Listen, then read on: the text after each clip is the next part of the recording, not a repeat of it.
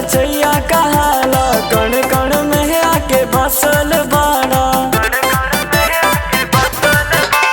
सृष्टि के तू तो रचैया कहाला, कण कण में आके बसल बाड़ा।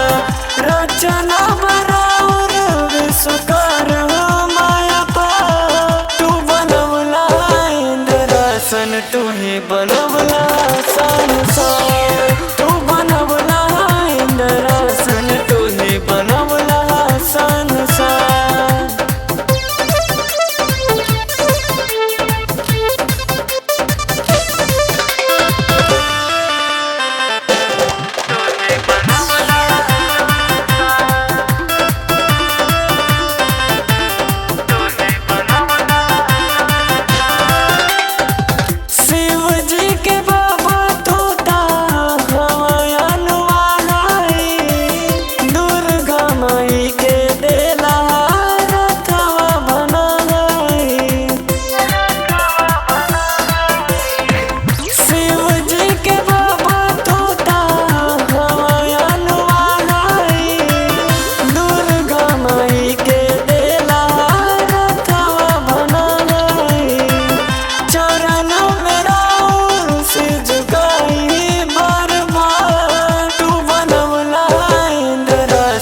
तू ही बनो